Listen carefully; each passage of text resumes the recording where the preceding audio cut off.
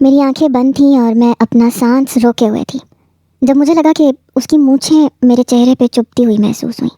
آج تو جی چاہ رہا ہے کچا ہی کھا جاؤں جی آپ کو، بڑا ٹوٹ کے پیار آ رہا ہے، مگر وعدہ کیا تھا آپ سے کہ کچھ نہیں کہوں گا، یہ کہہ کے اس نے مجھے چھوڑ دیا۔ مجھے ابھی بھی لگ رہا تھا کہ میں اس کی مضبوط گرفت میں ہوں، میرے چہرے پہ اس کے ہونٹ سفر کر رہے ہیں، میں بری طرح سے جھرجھری لے کے رہ گئی تھی۔ کہنے لگا لگتا ہے نیلا رنگ بنا ہی آپ کے لیے ہے۔ میں جلدی سے الماری کے پاس گئی اور کپڑے نکال کے واش روم میں چلی گئی۔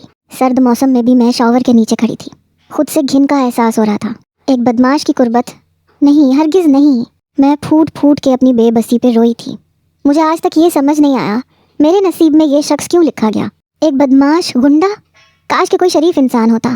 سب سے بڑا مسئلہ میرے لیے یہ پیدا ہو چکا تھا کہ اس شخص کو کب تک خود سے دور رکھ سکتی ہوں، کیونکہ اس کی جرت بڑھتی جا رہی تھی اور میں اسے روک نہیں سکتی تھی۔ یہ سوچ کر کہ کل کو میرے پیدا ہونے والے بچوں کا مستقبل کیا ہوگا، میں اندر سے لرز کے رہ گئی تھی۔ کیا وہ بھی گلی کے گنڈے بدماش بنیں گے؟ یہ سوچ سوچ کے میرے آنسوؤں میں روانی آئی۔ دروازے پہ دستک ہوئی، میں بری طرح سے چونک اٹھی۔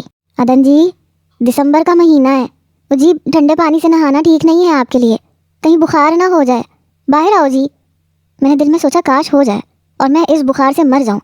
سردی تو مجھے واقعی لگ رہی تھی، ٹھنڈا پانی تھا۔ میں نے جلدی سے خود کو صاف کیا اور کپڑے تبدیل کر کے باہر آ گئی۔ اپنے بالوں کو میں نے تولیے سے لپیٹ رکھا تھا، میں اس کے سامنے بال کھولنا ہی نہیں چاہتی تھی۔ میں باہر آئی تو میری آنکھوں کو دیکھ کے وہ صوفے سے اٹھ کے میرے پاس آ گیا۔ آپ روئی ہو جی؟ میں نے غصے سے رخ بدلا۔ کیوں ادن جی، عورت تو محبت کی دیوی ہوتی ہے، مرد کی محبت پا کے موم کی طرح پگھلنے لگتی ہے، اور پھر شوہر کی محبت تو عورت کی بادشاہت ہوتی ہے جی۔ جس عورت کو مرد کی محبت مل جائے اسے اپنا آپ ملکہ کی طرح محسوس ہوتا ہے، وہ اترائی اترائی پھرتی ہے، خود پہ ناز کرتی ہے۔ آپ کو تو خوش ہونا چاہیے جی، میں مرتا ہوں آپ پہ۔ میں نے کہا افیرہ بھی محبت کرتی تھی تم سے، اس کی محبت نظر نہیں آئی تمہیں؟ اس کی محبت کی کوئی اہمیت نہیں تھی۔ مرد اگر محبت کرے تو اسے 7 خون معاف، وہ جیسے چاہے زبردستی اپنی محبت کو حاصل کر لے کیونکہ وہ طاقتور ہے۔ عورت محبت کرے تو مرد بنا سوچے سمجھے اسے ٹھکرا دے، اس کی محبت کو رد کر دے کیونکہ وہ کمزور ہے۔ کیا قصور تھا افیرہ کا؟ میری بات سن کے کہنے لگا میرے اور اپنے بیچ میں افیرہ کو مت لاؤ جی، مجھ سے بس میری بات کیا کرو۔ میں نے کہا کیوں نہ لاؤں، وہ بھی تو اپنی محبت کے لیے تمہارے سامنے روئی تھی، لیکن تم نے ٹھکرانے سے پہلے 1 منٹ نہیں سوچا، اور میں نے اگر تمہیں ٹھکرانا بھی چاہا تو تم نے کوئی آپشن نہیں چھوڑا، صرف اس لیے کیونکہ تم طاقتور مرد ہو، تمہیں محبت کرنے کا اور اپنی محبت کو حاصل کرنے کا حق حاصل ہے، چاہے سامنے والی عورت تم سے نفرت ہی کیوں نہ کرتی ہو۔ کہنے لگا کیا جانتی ہو جی آپ افیرہ کے بارے میں؟ آپ اس کے بارے میں کچھ بھی نہیں جانتی، اور میں اس کے بارے میں آپ کو کچھ بتاؤں گا بھی نہیں، عادت نہیں ہے جی میری۔ اس کی بات اس کی حد تک، آپ کی بات آپ کی حد تک۔ میں نے کہا یہ کہو نا کہ جواب نہیں ہے تمہارے پاس، جب انسان کے پاس جواب نہیں ہوتا نا تو وہ ایسے ہی بہانے ڈھونڈتا ہے۔ کہنے لگا چلو سمجھ لو جی، جو آپ کا دل میں آئے وہ سمجھ لو میں طاقتور مرد ہوں، میں نے اپنی طاقت کے بل بوتے پہ محبت کو حاصل کیا ہے، کیا بگاڑ لوگی جی آپ میرا؟ لہجہ اس کا دھیما تھا لیکن ماتھے پہ بل تھے، لگ رہا تھا غصے میں کہہ رہا ہے۔ میں نے کہا میری بے بسی کا تماشا دیکھ کے بہت اچھا لگتا ہے نا تمہیں؟ کہنے لگا مجھے بحث نہیں کرنی آتی۔ اپنا تکیہ اٹھا کے اس نے صوفے پہ پھینکا اور لیٹ گیا۔ سچائی اسے ہضم کہاں ہونی تھی، میرے منہ سے سچ سن کے غصہ ہی تو آنا تھا۔ اگلے دن افیرہ میرے گھر آئی، میرے کمرے میں بلا تکلف آ گئی۔ ابو ذر کی عادت تھی کہ 1 کپڑا نکالتا تھا 3 خراب کر دیتا تھا، اس لیے مجھے آئے روز الماری درست کرنی پڑتی تھی۔ ابھی بھی میں اس کے کپڑے ٹھیک کر کے رکھ رہی تھی۔ کہنے لگی کیا کر رہی ہو تم؟ میں نے کہا میں نے کیا کرنا ہے، کام کر رہی تھی بس۔ وہ بیڈ پہ ہی بیٹھ گئی، کہنے لگی یہ ابو ذر کے کپڑے درست کر رہی ہو نا؟ میں نے کہا ہاں، 1 نکالتا ہے 3 خراب کر کے چلا جاتا ہے۔ کہنے لگی عادت ہے اس کی، ہر چیز بکھیر کے رکھ دیتا ہے۔ میں نے کہا ہاں، چیزوں کو بھی اور انسانوں کی زندگی کو بھی۔ میری بات سن کے کہنے لگی ہاں یہ تو اب قسمت ہے تمہاری، اس کے بکھرے ہوئے کو سنبھالو۔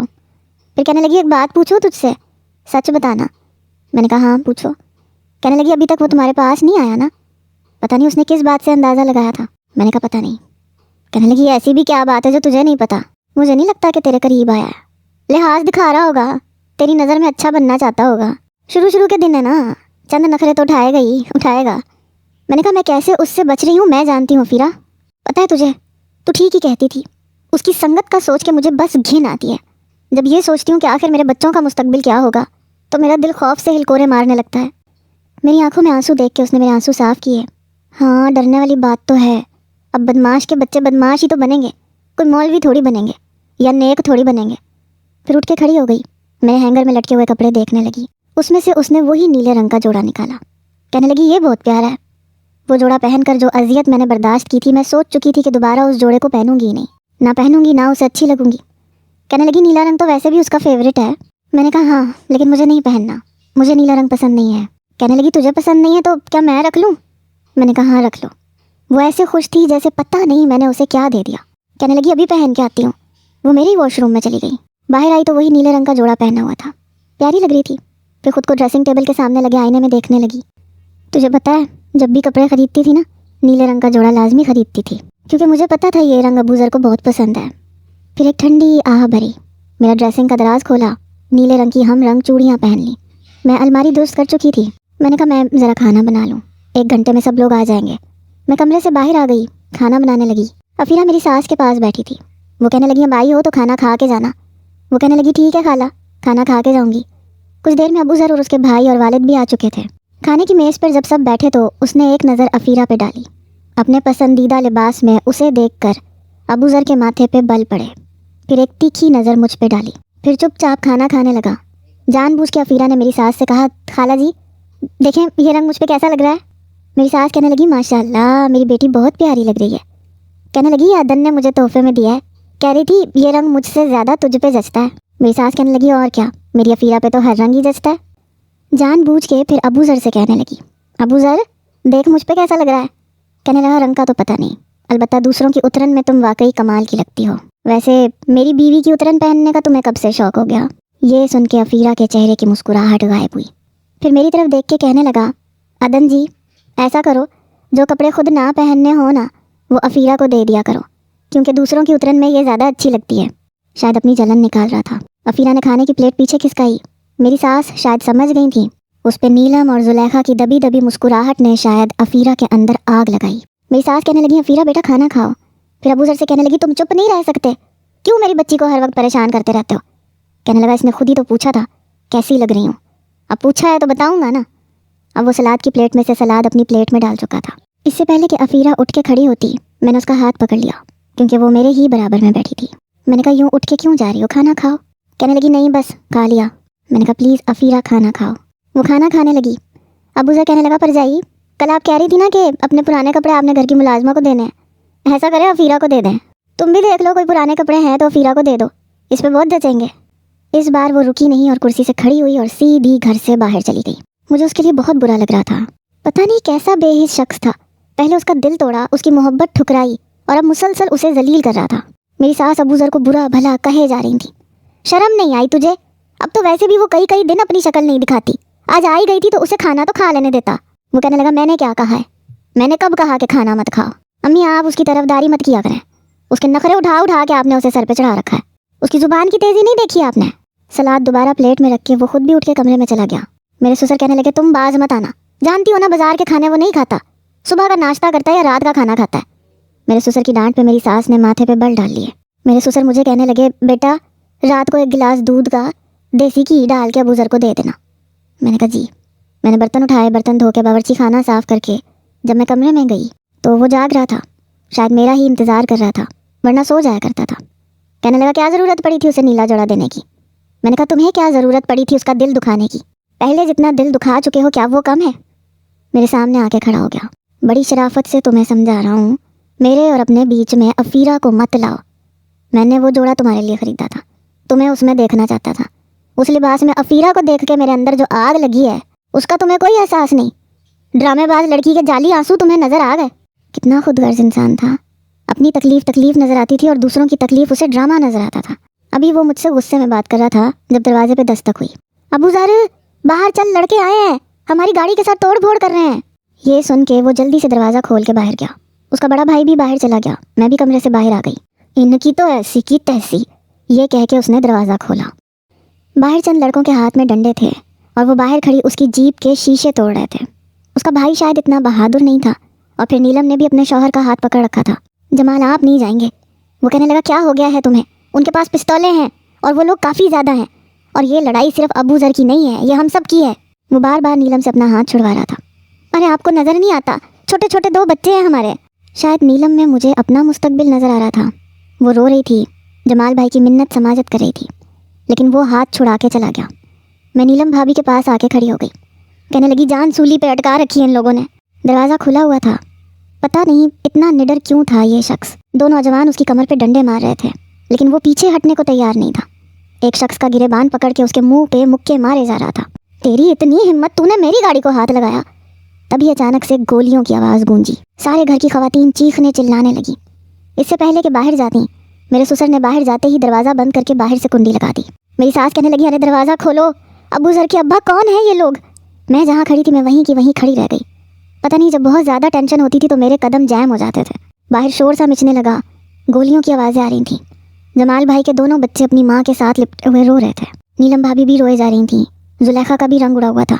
मेरी सास भी परेशान थी, दरवाज़ा पीट रही थी कि दरवाज़ा खोलो, क्या हो रहा है बाहर। कुछ देर बाद पुलिस की गाड़ी का सायरन बजता हुआ सुनाई दिया। बहुत शोर शराबा हो रहा था। मैं नहीं जानती थी कि झगड़ा किस बात पे हुआ था, लेकिन मोहल्ले वाले अपनी खिड़कियां दरवाजे बंद करके घरों में मुकीद हो चुके थे। किसी ने इतनी जरूरत नहीं दिखाई थी कि खिड़की खोल के बाहर देखते कि हुआ क्या है। बहरहाल कुछ ही देर में सन्नाटा मच गया। बाहर का दरवाज़ा खुला तो मेरे ससुर खड़े थे, साथ में जमाल भाई थे। नीलम जल्दी से जमाल भाई के पास चली गई। क्या हुआ है बाहर? मेरी सास कहने लगी, अबू ज़र कहाँ है? जमाल भाई कहने लगे, पुलिस ले गई है उसे। ये सुन के मेरी जान निकली थी। मेरे ससुर कहने लगे, सामने वालों ने जब गोलियां चलाई तो हमें भी चलानी पड़ी।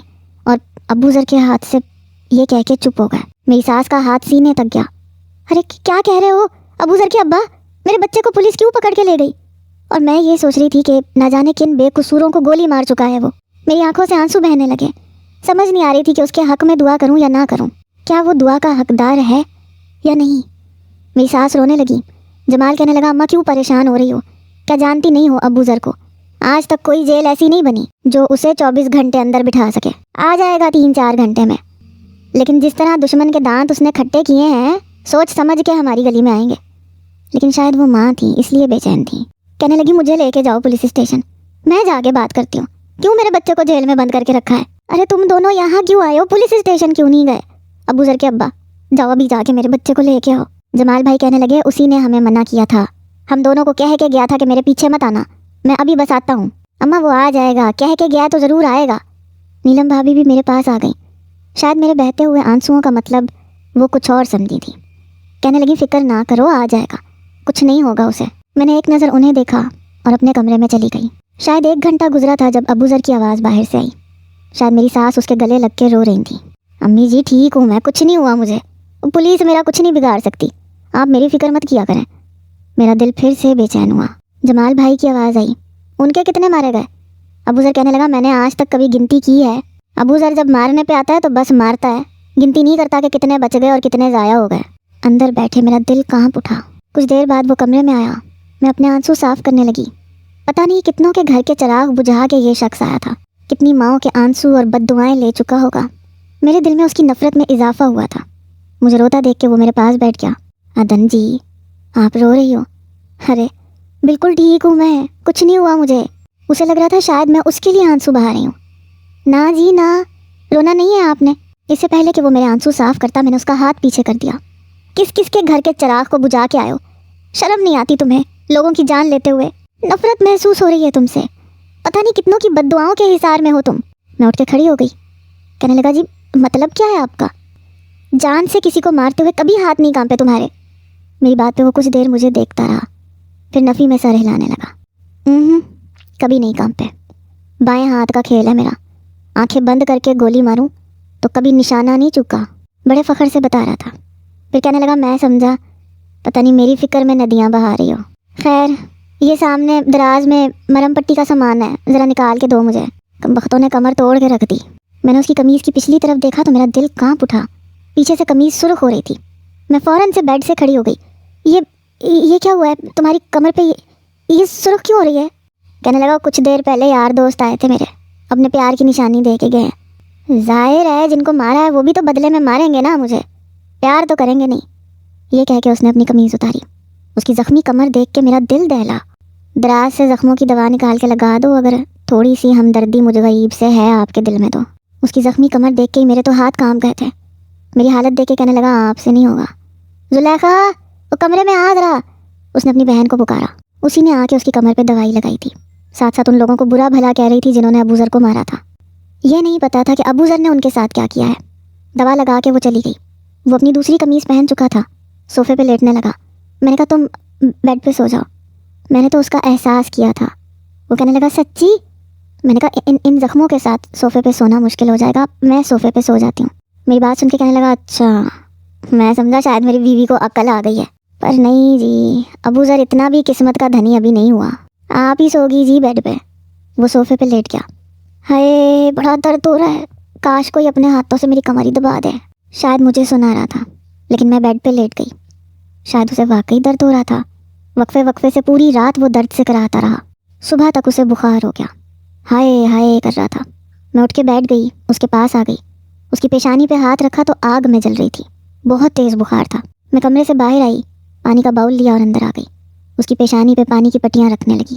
اس نے ایک آنکھ کھول کے مجھے دیکھا، پھر مسکراہٹ اس کے چہرے پہ چھا گئی۔ ذرا سا بخار ہے جی، ہٹ جائے گا جی، کیوں اتنی پریشان ہو میرے لیے؟ اتنی محبت نہ کیا کرو جی مجھ سے، اگر محبت کی عادت پڑ گئی تو مشکل آپ کے لیے ہو جائے گی جی۔ میں نے کہا میں محبت نہیں کرتی تم سے، بس احسان اتار رہی ہوں۔ میری بات پہ اس نے دونوں آنکھیں کھولیں جو بخار کی حدت سے سرخ تھیں۔ کون سا احسان کیا ہے جی میں نے تو آپ پہ کوئی احسان نہیں کیا۔ میں نے کہا مجھے بخار تھا تو تم نے بھی میرا خیال رکھا تھا۔ میری بات پہ مسکرانے لگا۔ وہ احسان نہیں تھا جی، محبت تھی۔ فکر محبت میں ستاتی ہے، آپ شاید محبت کو احسان کا نام دیتی ہو، کہہ کیوں نہیں دیتی کہ ابو ذر ایسا کچھ نہیں ہے جیسا تم سوچ رہے ہو۔ میں کسی بھی غنڈے بدماش سے محبت نہیں کر سکتی، نہ مجھے کبھی ہو سکتی ہے۔ پتہ نہیں کتنوں کی بد دعائیں ہوں گی تمہارے ساتھ۔ وہ کہنے لگا آپ کہتی ہو تو چھوڑ دیتا ہوں جی۔ اس کی بات پہ میں جو رومال پانی میں بھگو رہی تھی، میرا ہاتھ وہیں رکا۔ سچ میں چھوڑ دو گے؟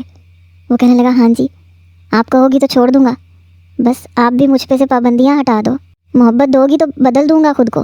بخار میں بھی اسے خود پہ لگی پابندیاں کھل رہی تھیں۔ میں نے کہا میں کسی بھی ایسے شخص کو قریب آنے کی اجازت نہیں دے سکتی جو… اس نے میرے منہ پہ ہاتھ رکھ دیا۔ بہت بولتے ہو جی، بڑا فضول بولتے ہو، وہ بولتے ہو جو میں سننا نہیں چاہتا۔ وہ بولا کرو نا جی جسے سننے کے لیے ابو ذر کے کان ترستے ہیں۔ میں نے اس کا ہاتھ اپنے منہ سے ہٹایا۔ میں نے کہا میں ناشتہ بنا کے لا رہی ہوں، وہ کر لو، پھر میڈیسن کھا لینا اور بیڈ پہ لیٹ جاؤ، شاید کچھ سکون مل جائے۔ نہ جی، بیڈ پہ ابو ذر اسی وقت آئے گا جب آپ مجھ پہ سے پابندیاں ہٹاؤ گی۔ میں نے کہا کرتے رہنا انتظار، میں کبھی بھی نہیں بلاؤں گی۔ یہ کہہ کے میں اٹھ کے چلی گئی، اس کے لیے ناشتہ بنایا، اسے ناشتہ کروا کے میڈیسن دی۔ وہ لیٹ چکا تھا، بخار بھی کافی حد تک کم ہو چکا تھا۔ میں بیڈ پہ جانے لگی تو کہنے لگا عدن جی سر میں بہت درد ہے، اپنے خوبصورت ہاتھوں سے دبا دو جی۔ میں نے کہا میڈیسن دی ہیں تمہیں، ٹھیک ہو جائے گا، مجھ سے امید مت رکھنا کہ میں یوں تمہاری خدمت کروں گی۔ کب تک دور رہو گی جی؟ آنا تو میرے پاس ہی ہے، صبر کر رہا ہوں تو بس اس لیے کہ صبر کا پھل میٹھا ہوتا ہے۔ میں نے کوئی جواب نہیں دیا اور بیڈ پہ لیٹ گئی۔ صبح جب اٹھی تو وہ کمرے میں نہیں تھا۔ میں کمرے سے باہر آئی تو سامنے تخت پہ اپنی ماں کی گود میں سر رکھ کے لیٹا ہوا تھا، وہ اس کا سر دبا رہی تھی۔ کتنی بار سمجھایا ہے تجھے افیرہ کو کچھ مت کہا کر، میری بچی کا دل نہ توڑا کر، کیا خبر اس کی نہ لگ گئی ہو۔ وہ کہنے لگا جانے بھی دو اماں، اتنی اچھی نہیں ہے وہ، نہ اتنی معصوم ہے، اور ہاں آج کے بعد وہ میرے کمرے میں جائے نہ عدن کے پاس بیٹھے، اپنے الفاظ میں سمجھا دینا اسے، مجھے اچھا نہیں لگتا کہ وہ عدن کے کپڑے پہنے۔ میری ساس کے ماتھے پہ بل پڑے۔ کیوں؟ انوکھی ہے تمہاری بیوی جو افیرہ کے پاس نہیں بیٹھ سکتی؟ انوکھی نہیں ہے، معصوم ہے، اور تھوڑی سی بیوقوف بھی ہے، افیرہ کی باتوں میں آتی ہے اور افیرہ باز نہیں آتی۔ اسے پہلے ہی میں نے اچھے سے سمجھا دیا تھا، پر شاید اسے سمجھ نہیں آیا۔ اماں اگر وہ باز نہ آئی اور میرا میٹر گھوم گیا تو پھر شکایت نہ کرنا، میں بس خالہ کا لحاظ کر رہا ہوں۔ چل چپ کر، جمعہ 8 دن نہیں ہوئے اس لڑکی کو تمہاری زندگی میں آئے ہوئے، اور تجھے بچپن کے ساتھ کھیلی کزن بری لگنے لگی۔ اماں وہ مجھے بچپن سے بری لگتی ہے، دوغلی کہیں کی۔ رہ گئی بات عدن کی، تو مجھے عدن جی کی معصومیت ہی تو اچھی لگی تھی۔ پتہ ہے آپ کو، پوری رات اس نے میری خدمت کی ہے، میرا سر دباتی رہی، میرے سرہانے بیٹھ کے پانی کی پٹیاں کرتی رہی، پوری رات اس نے اپنی آنکھوں میں کاٹی ہے۔ وہ شاید اپنی ماں کو کچھ زیادہ ہی بتا رہا تھا، نہ میں پوری رات جاگتی رہی تھی اور نہ اس کی خدمت کی تھی۔ ہاں تو احسان کیا ہے، بیوی کا فرض ہے۔ میں نے ساس کو سلام کیا تو مجھے دیکھ کے ابو ذر ایک دم اٹھ بیٹھا۔ ہاں آپ اتنی جلدی کیوں اٹھ گئی جی، تھوڑا اور آرام کر لیتی۔ میں نے کہا نہیں، بس نیند نہیں آ رہی تھی۔ اس دن وہ کہیں نہیں گیا، سارا دن گھر پہ ہی رہا۔ میری ساس کہنے لگی اول تو ابو ذر کو بخار کم ہی چڑھتا ہے، پر جب چڑھ جائے پھر اترتا نہیں ہے۔ میری ساس کچن میں کبھی بھی نہیں آتی تھی، بس میں، نیلم بھابھی اور زلیخا ہی کام بانٹ کے کر لیا کرتے تھے، مگر آج ابو ذر کے لیے وہ خود کھچڑی بنا رہی تھی، اسے اپنے ہاتھوں سے کھلائی بھی تھی۔ جا پتر، ڈاکٹر سے دوائی لے آ، کبھی ماں کی بھی مان لیتے ہیں۔ نہ امی جی، جب آج تک خود ہی ٹھیک ہوا ہوں تو اب بھی ہو جاؤں گا۔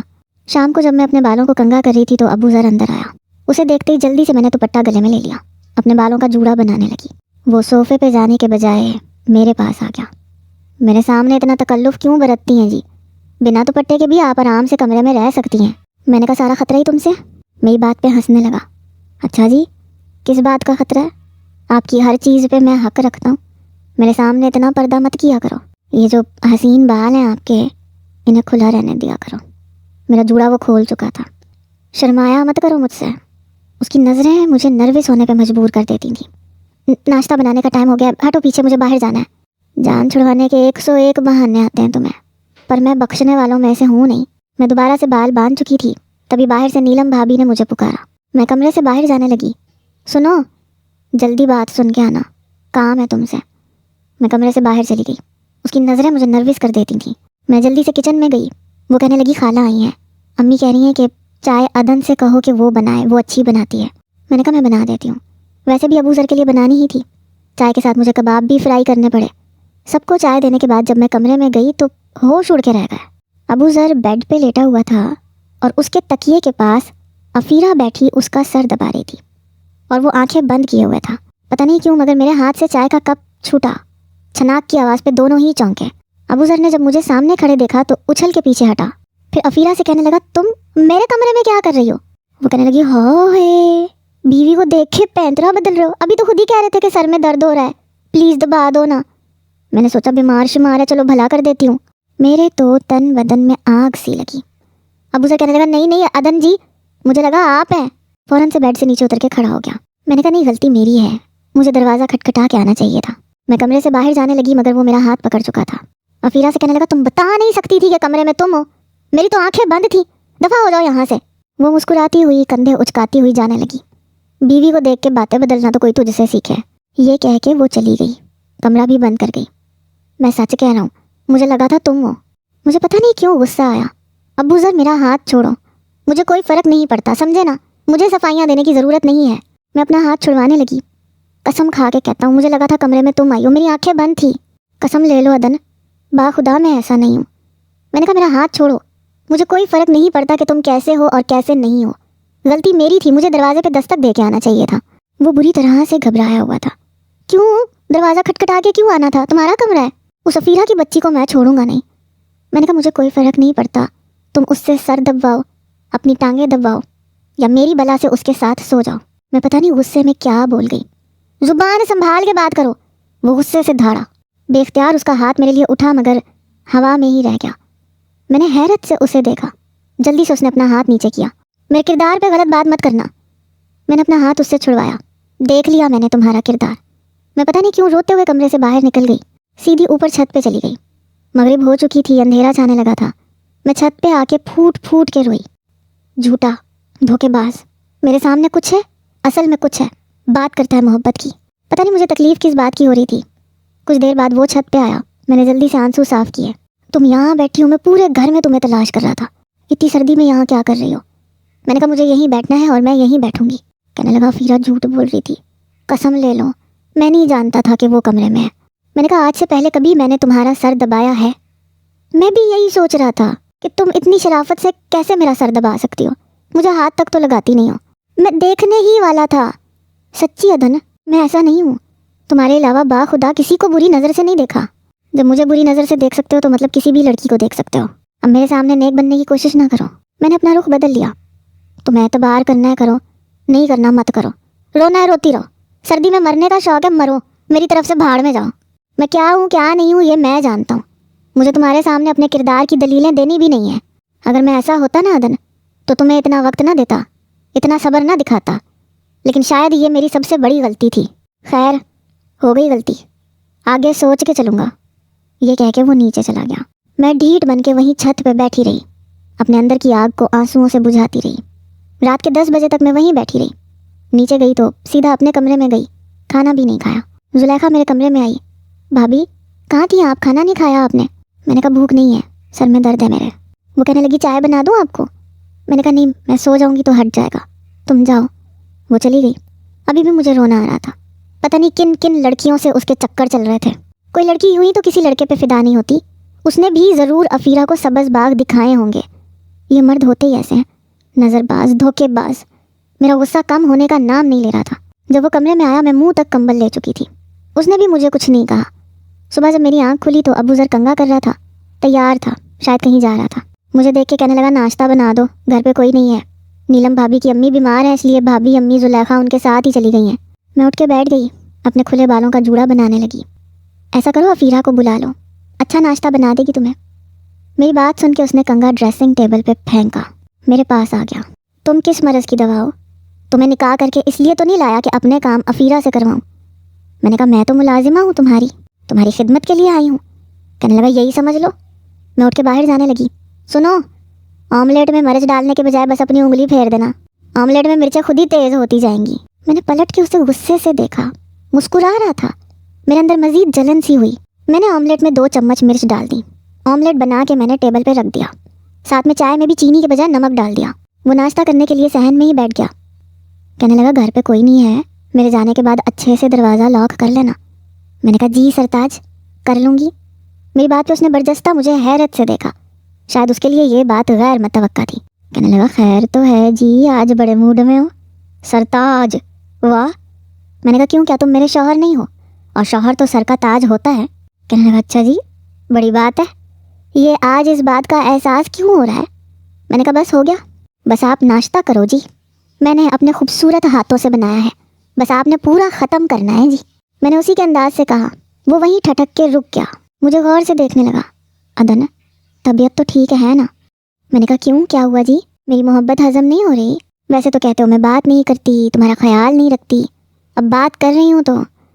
کہنے لگا ایک دن میں آپ اس طرح سے مہربانیاں دکھاؤ گی تو دھچکا تو لگے گا نا۔ یہ کہتے ہوئے جیسے اس نے نوالا منہ میں ڈالا، سی کرنے لگا، جلدی سے پانی کا گلاس منہ کو لگایا اور میری ہنسی نہیں رک رہی تھی۔ بڑے غصے سے مجھے دیکھنے لگا۔ پاگل ہے لڑکی، اتنی مرچیں کیوں ڈالی تھی؟ منہ جل گیا میرا۔ میں نے کہا کیا ہوا؟ میں نے تو بس مرچوں کی جگہ اپنی انگلی ہی پھیری تھی، برداشت نہیں ہوئی آپ سے؟ کہنے لگا اچھا تو اس لیے اتنی مہربانیاں دکھا رہی تھی۔ میں نے کہا تم مجھ سے محبت کے دعوے دار ہو تو یہ آملیٹ کھا کے دکھاؤ، پھر میں مان جاؤں گی کہ تم مجھ سے محبت کرتے ہو۔ میں جانتی تھی کہ وہ نہیں کھائے گا۔ کہنے لگا اچھا، اگر میں نے یہ کھا لیا تو پھر ایک بات تمہیں بھی میری ماننی پڑے گی، اتنی مرچوں کے بعد میٹھا میری مرضی کا ہوگا۔ میں نے کہا تم کھا ہی نہیں سکتے، وہ ایک نوالے پہ ہی سی کر اٹھا تھا، ممکن ہی نہیں تھا کہ کھا سکتا۔ کہنے لگا تم اپنی بات کرو جی۔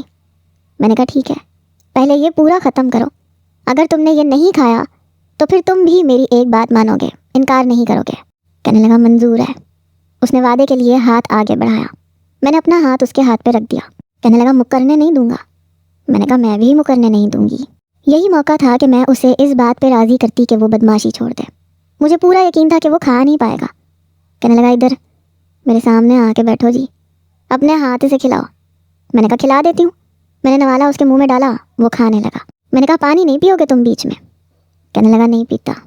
مجھے لگا تھا تیسرے نوالے پہ اٹھ کے کھڑا ہو جائے گا۔ میں نے کہا آج تمہارے عشق کا بخار 2 نوالوں میں اتر جائے گا۔ کہنے لگا چلو دیکھ لیتے ہیں جی۔ میں نے اسے نوالا بنا کے کھلایا، وہ کھا رہا تھا۔ یہ نہیں کہ اسے مرچیں نہیں لگ رہی تھیں، مرچیں لگ رہی تھیں، اس کا چہرہ برداشت سے سرخی مائل ہو رہا تھا، مگر کھا رہا تھا، میری آنکھوں میں دیکھ رہا تھا۔ پہلی بار ایسا ہوا کہ میں بھی اس کی آنکھوں میں دیکھنے لگی۔ مجھے لگا اب پانی مانگے گا، اب پانی مانگے گا، مگر وہ بنا چوں چرا کے کھا رہا تھا۔ اب میرا دل ضرور دھڑکنے لگا، اس کی آنکھیں گلابی سی ہونے لگی۔ شاید میرا صبر یہیں تک تھا، میں نے اپنا ہاتھ روک لیا۔ وہ کہنے لگا کیا ہوا جی، کھلاؤ نا۔ رک کیوں گئی؟ میں نے کہا نہیں بس رہنے دو۔ کہنے لگا کیوں رہنے دوں؟ کھلاؤ نا، تمہارے ہاتھوں سے کھانے کا مزہ ہی الگ ہے۔ میں نے کہا تم جان بوجھ کے برداشت کر رہے ہو، مجھے ایسا کوئی امتحان نہیں لینا۔ میں نے پلیٹ اٹھائی اور کچن میں لے گئی۔ وہ میرے پیچھے ہی کچن میں آیا۔ کہنے لگا میں کیا سمجھوں، میری محبت کا یقین تمہیں آ گیا؟ تم ہار گئی ہو دن۔ ہرگز نہیں، تم 1 نمبر کے ضدی ہو، اپنی ضد میں کچھ بھی کر سکتے ہو۔ کہنے لگا میری محبت تمہیں ضد لگتی ہے؟ کبھی اچھا بھی سوچ لیا کرو یار، اتنا بھی برا نہیں ہوں میں۔ پھر کہنے لگا تمہیں ضد دیکھنی ہے، چلو آج تمہیں اپنی ضد بھی دکھا دیتا ہوں۔ وعدہ کیا تھا نا تم نے کہ اگر میں یہ آملیٹ کھاؤں گا تو تم مجھے میٹھا میری مرضی کا دو گی۔ میں نے کہا رات کو بنا دوں گی۔ کہنے لگا اس کے لیے کچھ بھی بنانے کی ضرورت نہیں ہے۔ یہ کہہ کے وہ میرے قریب آ کے کھڑا ہو گیا۔ اگلے ہی لمحے میری کمر پہ ہاتھ رکھ کے مجھے خود سے قریب کیا۔ یہ تم کیا کر رہے ہو؟ یہ جو آپ کے گلابی ہونٹ ہے نا ادن جی، کسی میٹھی چاشنی سے کم نہیں ہے، اور مجھے یہی میٹھا چاہیے۔ اس کی بات پہ میرے ہوش گم ہوئے تھے۔ نہیں پلیز ابو ذر چھوڑو مجھے۔ ضد دیکھنی ہے نا میری، تو میں بتاتا ہوں ضد کیا ہوتی ہے۔ ابو ذر پلیز۔ میں ملتجی ہوئی، مگر وہ باز نہیں آیا، اپنی منمانی کر کے ہی پیچھے ہٹا تھا۔ میں اس کے کندھے پہ مکے برساتی رہی، مگر اس نے مجھے چھوڑا اپنی مرضی سے تھا۔ کہنے لگا اسے کہتے ہیں ضد۔ میں رو دینے کو تھی، یہ کہہ کے وہ مین گیٹ سے باہر نکل چکا تھا۔ میرا سانس بری طرح سے پھول رہا تھا۔ میں اپنے کمرے میں چلی گئی۔ دل عجیب سے خوف میں مبتلا ہو چکا تھا، پتہ نہیں کیوں، لیکن دل ایک عجیب سی لے میں دھڑکا تھا۔ اور جی تو کیا خیال ہے، اگلی ایپیسوڈ لاسٹ ہونی چاہیے یا اسے لانگ کر دوں؟ ایک ریڈر کا کمنٹ تھا کہ جلد بازی میں ناول ختم مت کیجیے گا، آہستہ آہستہ دونوں میں محبت ہونی چاہیے۔ تو پھر کیا خیال ہے، لانگ کر دوں یا نیکسٹ ایپیسوڈ میں لاسٹ کر دوں؟